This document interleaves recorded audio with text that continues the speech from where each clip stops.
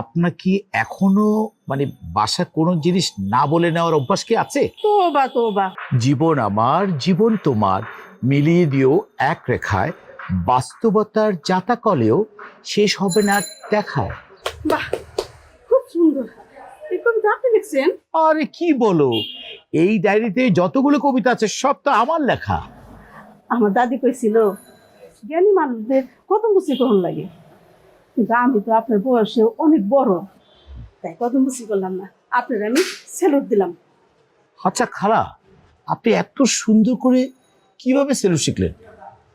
আমি এক আমরি অফিসের বাসায় আমি কাজ করতাম। আমরি না, ওটা হবে আরবি। আরবি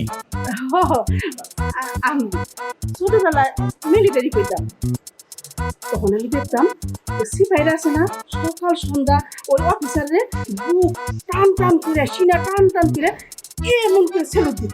প্রথম প্রথম জুতো শব্দ অনেক ভয় পেতাম, কিন্তু পরে অভ্যাস হয়ে গেছে।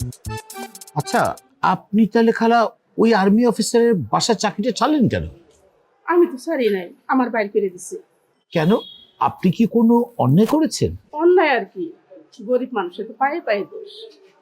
মানে কি? মানে তো বুঝলাম না। আমি মাঝে মধ্যে ওই ম্যাডামদের না কইয়া সাড়ে পকেট থেকে টাকা সরাইতাম, কিন্তু চুরি করার আমার অভ্যাস ছিল না, ওই খালি না কইয়া টাকা নিতাম। আরে, এই সামান্য অপরাধে আপনাকে বাসা থেকে বের করে দিল? ওই বাসায় সাড়ের এক শালা ছিল, আচ্ছা তার সাথে আমি একদিন সিনেমা হলে রাজ্জাক কবুরির বই দেখবার গেছিলাম। আচ্ছা।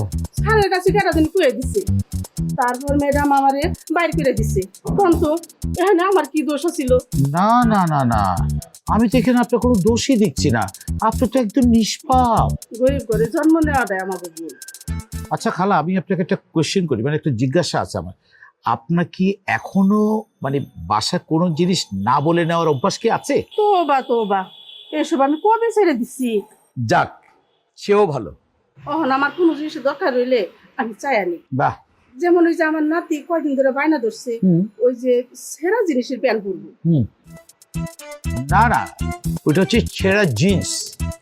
ছেঁড়া জিন্স, এখানে ছেঁড়া থাকে, কাটা কাটা থাকে, ওই জিন্স। বুঝতে পেরেছি, আমি বুঝতে পেরেছি, আপনি বললো আমি বুঝতে পারি। এখন তো এখন আমি এত টাকা কই পামু? তারে আমি বুঝে কইছি আমি যে বাসায় কাম করি, যে বাসার মাইজা মামা খুব ভালো মানুষ, সে হলো কবি মানুষ, তার পেট থেকে গলা পর্যন্ত কই যায়, অনেক ভালো মানুষ। তারে আমি কইলে পরে হে বুঝবে, একটা ব্যবস্থা করবে। কোনো সমস্যা নাই, আপনি বাসায় কাজ করেন, আপনার বাড়িতে যাওয়ার সময় আপনি আমার কাছে আসবে, আমি আপনাকে ওর জিন্সের প্যান্টের টাকাটা দিয়ে দেবো। ঠিক আছে খালা? আচ্ছা, ঠিক আছে মামা। হ্যাঁ, আমার আর একটা কবিতা শোনাইবেন? আপনার কবিতা শুনলে আমার কলিজাটা ঠান্ডা হয়ে যায়। তা তুমি আমাকে বলো, তুমি কোন ধরনের কবিতা তুমি আমার কাছ থেকে শুনতে চাও?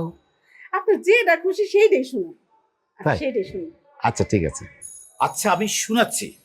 তোমার নাতি আছে না, তোমার নাতিকে একদিন আমার বাসায় নিয়ে আসো, ওকেও আমি কবিতা শোনাবো, তোমাকেও শোনাবো, নাতিকেও শোনাবো। ঠিক আছে? ও, আমার তো খেয়ে দে কাম নাই, তোমার আজাইরা কবিতা শোনানোর লেগে আমার নাতিরে নিয়ে আসো। অপেক্ষাটা বাড়ছে শুধু, দেখবো বলে তোমার মুখ, কাটুক জীবন হাজার বছর, প্রার্থনাতে তোমার সুখ। ভাবছো আমি বাড়িয়ে বলছি, একটা কথাও সত্য না। ভাবো যদি প্রেমটা মিছে, এই জীবন আর রাখবো না।